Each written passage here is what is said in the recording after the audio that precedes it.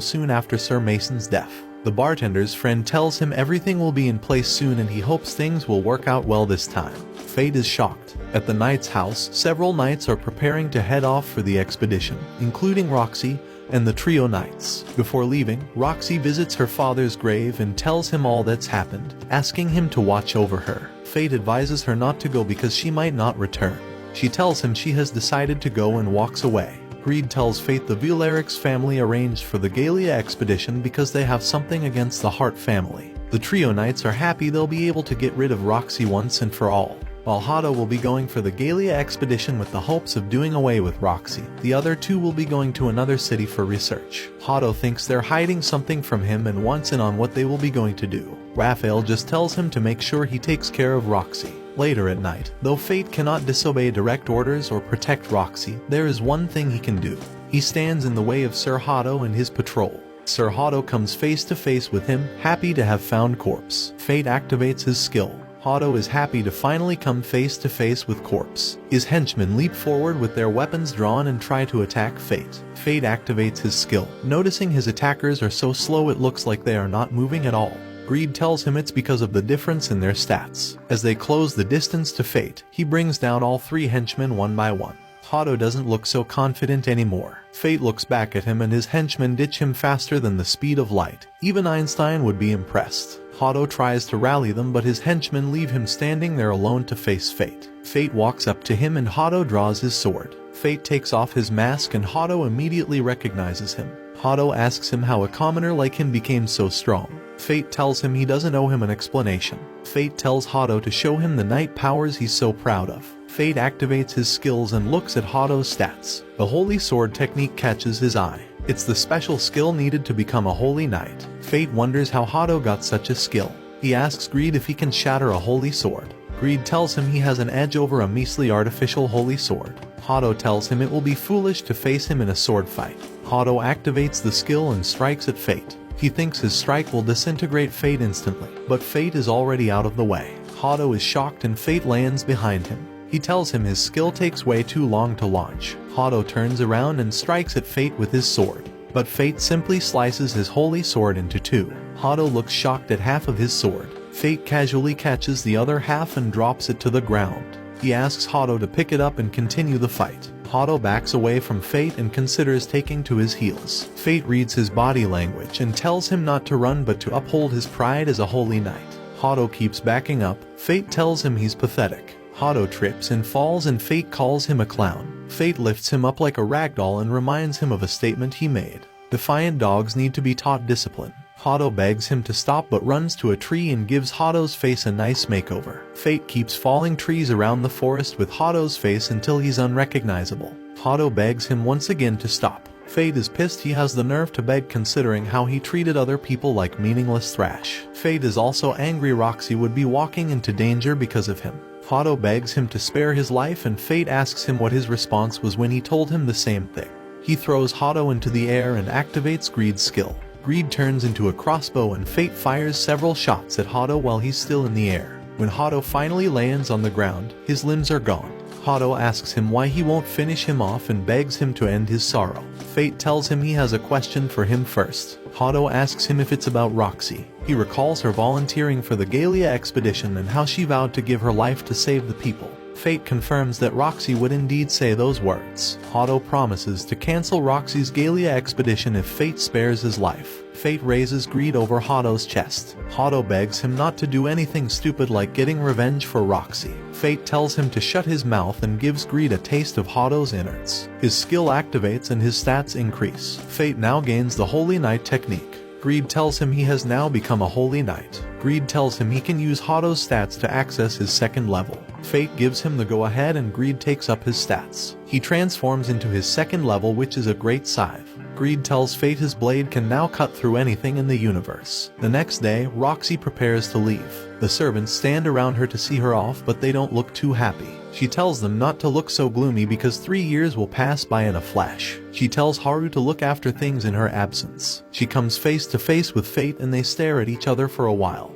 She assures him they will meet again. Fate tells her to take care of herself and she leaves. Later, Haru gives Fate a letter of recommendation Roxy left for him. Roxy recommended him to a lord's manor to keep him safe. However, Fate rejects it and tells Haru he will make a way for himself as a warrior. Fate packs his belongings. Greed asks him if he has made up his mind. He tells Greed if he can't stop Roxy from traveling, the least he can do is to support her. Fate bids farewell to the other servants and Haru hands him his pay for the work he has done. She wishes him good luck and he leaves. He enters a public carriage, hoping that he's strong enough to protect Roxy. Roxy stands before a group of knights and other soldiers. She tells them she has taken up her father's role of bringing down the dragon and keeping the royal capital and its people safe. She asks them for their help and everyone cheers in unison. Roxy walks down the podium and Miria calls out to her. Miria tells her Roxy she will follow her wherever she goes. A male soldier walks up to Roxy and tells her he volunteered as well. He introduces himself and Mugen and they exchange pleasantries. Miria stereotypes him, telling him he's one of the people who are excited at a chance to see and test their mettle against the dragon.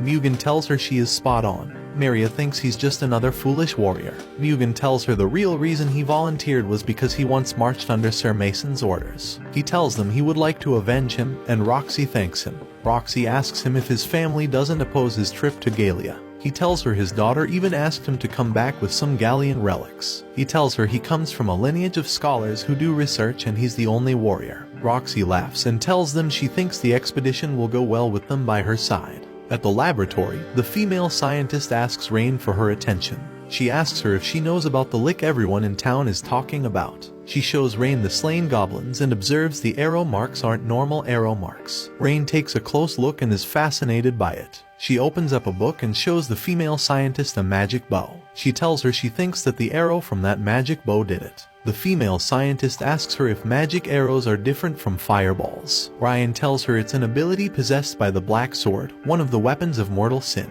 Weapons of mortal sin are made from special materials that can manipulate magic at a high level. Those weapons can control magic power, and Rain thinks they can increase the skills of whoever wields them. Meanwhile, Fate is resting in the public carriage and wakes up when they arrive in the town of Tetra. Fate walks up a flight of stairs and looks over the city below him. He is nostalgic because the city has hardly changed. Greed asks him if he's been to the city before and he tells him he was here 5 years ago. He tells Greed he passed through the town on his way to the capital. Fate approaches a carriage driver and asks him if he is heading to Galia. The driver tells him his carriage won't be going today because they could be attacked by monsters at night. He tells him to come back tomorrow. Fate walks away quickly. Fate's stomach growls. Greed tells him to get something to eat and gather information before going shopping. Greed tells him if the town has a bug trading center, he may find a scabbard for him. Fate is surprised Greed still needs a scabbard. Greed tells him he has the Holy Swords technique now, and he needs a scabbard befitting of his stats. He gives Fate an idea of the kind of scabbard he would like. Fate would like to have some meat after getting his pay from Haru. Greed asks him if he's listening to his preferences. At the local pub, Set is asking several warriors to help save his village. They brush away his money, telling him it's not to get them to hunt monsters. They start bullying Set and Fate comes to his rescue. He easily overpowers the bully and pushes him to the ground. The other warriors try to fight Fate, but he overpowers them. They run away from the pub. The man tries to thank Fate but cuts him off, telling him he hasn't seen him in a long time. In the past, Fate was bullied by Set and his friends who called him a good-for-nothing. Fate's father was a warrior who used to fight against monsters. Fate would always make herbs for his father because he was always injured. His father was impressed that Fate was so good at making herbal mixtures. After Fate's dad passed away, the villagers wondered who would look after him now that his dad is gone. Fate was exiled because the village chief thought he was useless. The villagers chased him away from the village, calling him a good-for-nothing. Back to the present, Set knelt before Fate, begging for his help. Fate remembers Set, who is the son of the village chief who exiled him. Set tells him he knows his request is selfish, but he tells him he needs a warrior's strength. Fate just looks back at him angrily without answering. Greed tells him it's a good opportunity to satiate his skill, gluttony. Fate agrees to handle the monster problem. Set thanks him, saying he was unsure Fate would accept. Fate tells him to lead the way to the monsters. Fate still resented Set for what he did when he was younger, but he had to save the village which bore memories of his father. Set leads him back to the village, but the village chief who is Set's dad isn't happy to see Set returned with Fate, who was exiled by them. Set's dad thinks he's still a useless good-for-nothing. Set tells his dad that Fate is strong now and recounts how he defeated the warriors at the pub.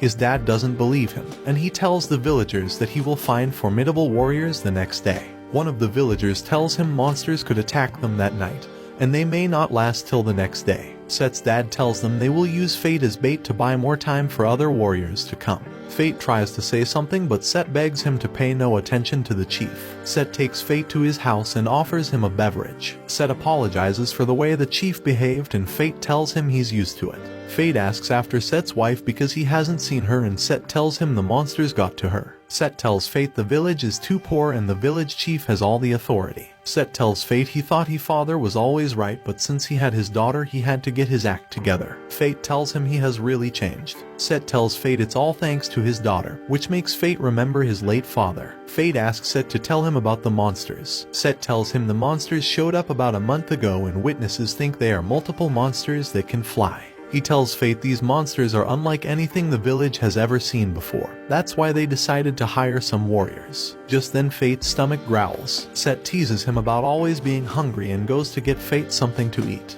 Greed tells Fate the villagers probably think things would get better if they hired a few warriors, but if the monsters can fly it's a different story entirely. Fate asks Greed if he knows the kind of monsters attacking the village. Greed tells him the monsters are most likely gargoyles. He tells Fate they are smart monsters who use probe attacks to see how humans react before the full pack attacks together. Set's daughter walks up to Fate and asks him who he's talking to. Fate tells her he's talking to himself. She gives him a piece of candy. Fate asks her if she would like to play and she agrees. Fate puts Greed away and arm wrestles with her.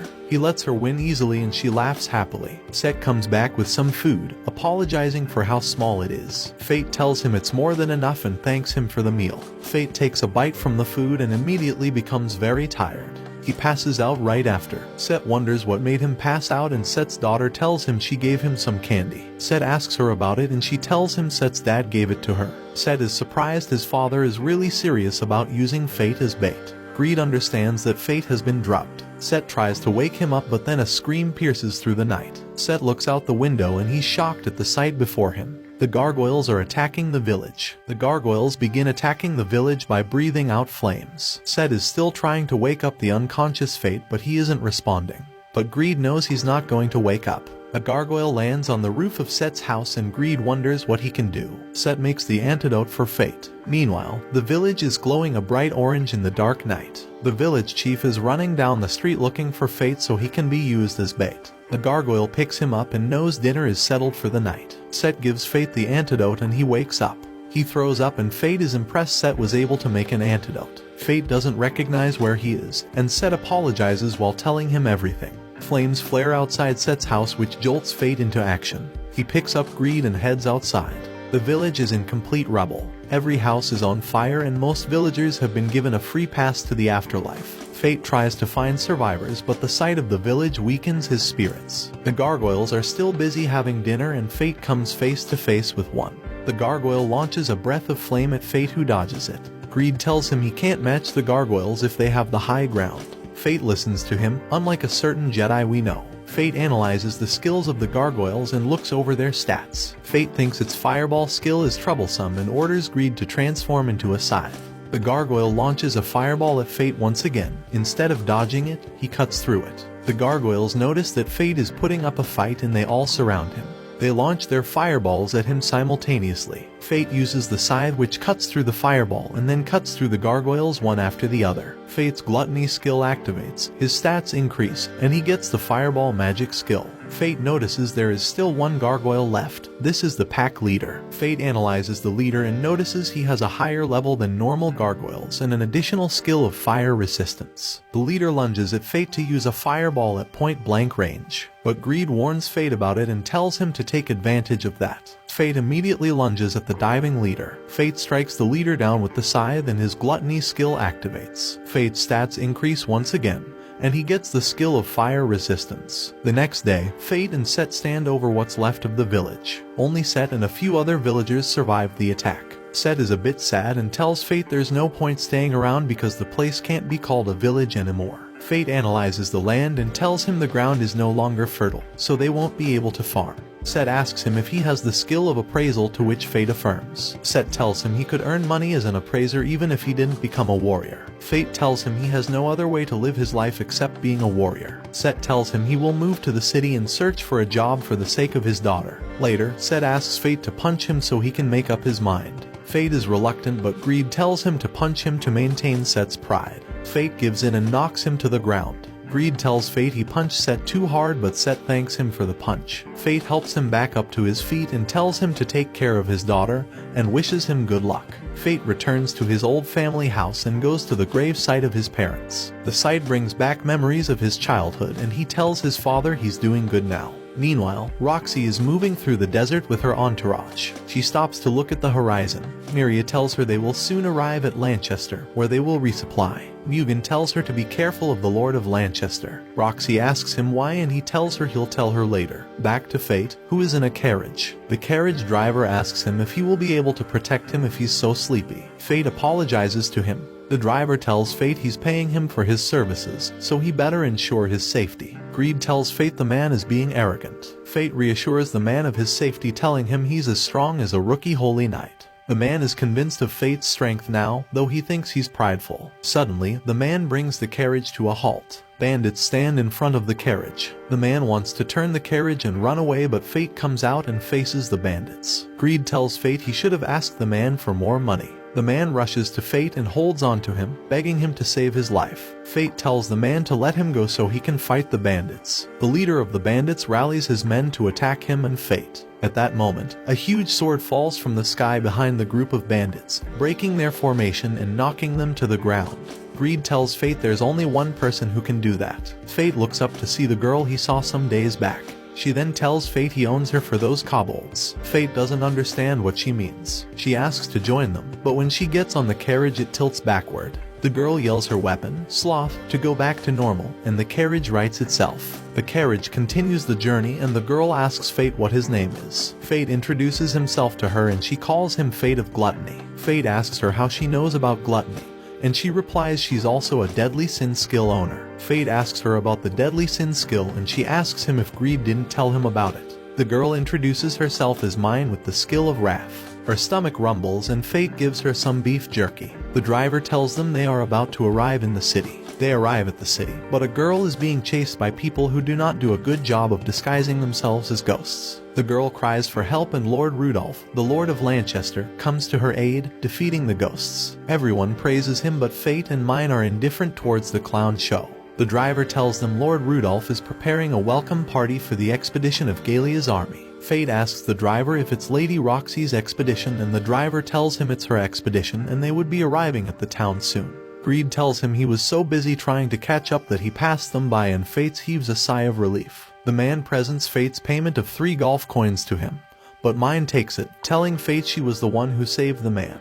Greed tells Fate Mine is greedy, and Fate tells him he's one to talk. The driver thanks Fate and walks away. Fate asks Greed what they should do, and Greed tells him they should go to an inn.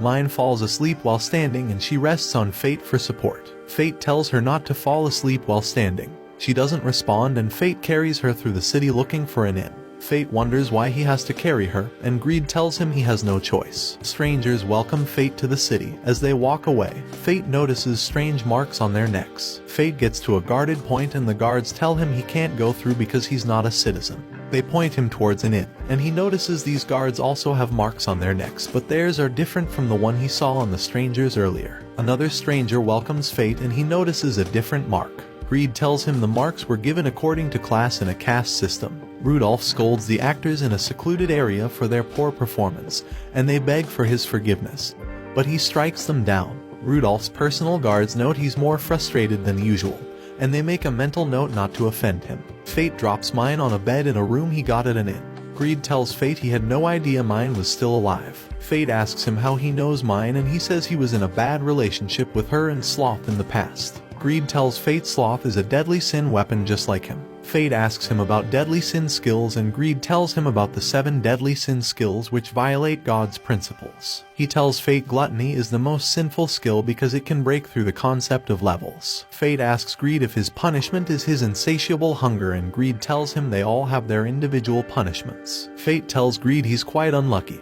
going from people laughing at him for being powerless to having to constantly feed his skill to survive. Greed tells him he can't hesitate if he wants to survive, or he'll be consumed by gluttony. Greed tells him to resist and maintain a half-starvation mode. Fate puts on his mask and gets out to hunt. Greed tells him not to satiate his skill at once but step by step. Fate comes across a sandman and he turns Greed into a bow. Greed tells him to cache his new fire skill before shooting the arrow, and Fate is impressed with the results. The sand is defeated easily. Fate's skill activates. He sees other sandmen and wants to devour them, but Greed tells him to endure it. At the inn, Mine wakes up and she's hungry. She gets something to eat but comes across a poster that says whoever defeats the sand golem will be rewarded. A stranger tells her even Lord Rudolph cannot defeat the sand golem and she will lose her life if she tries. Fate keeps taking down the sandmen one at a time and activating his skill little by little.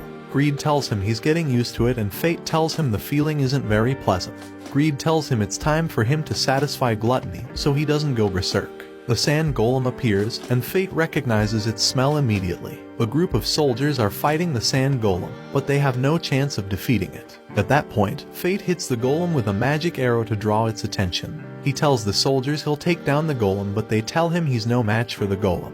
Greed tells him he's pulling an act of justice again, but Fate tells him he just wants to satiate his hunger. The golem shoots balls of sand, but Fate uses a magic arrow to destroy them. He lunges at the golem and tries to attack it, but the golem blocks it. The golem attacks Fate with wind magic to trap him so he can crush him with rocks. Fate transforms Greed into the scythe and slashes at the golem, which storms the wind magic. The core of the golem leaves its body and buries itself in the sand. Greed tells Fate not to let the core disappear, and Fate turns Greed into a bow and tells him to take some of his stats. Fate gives Greed the order to fire at will, and he does, destroying the core of the sand golem. Fate's skill activates and he obtains the skill of sandstorm magic. Fate thinks the crater created by Greed's arrow is too big, but Greed tells him they had no choice. One of the warriors commends him, but another tells him he looks suspicious. They laugh it off and they thank him for saving their lives. The warrior introduces himself as Baldo and asks Fate what his name is. Fate tells him his name is Corpse. The warrior asks him if all he carries is a sword, and he tells the warrior that's all he carries. Greed tells him he doesn't need any more equipment because he can just take the stats of other players. Fate is impressed with his power, which allows him to break the concept of levels. The next day, Fate returns to the room to see Mine getting dressed. He asks her where she's heading and she tells him she's going to hunt the sand golem.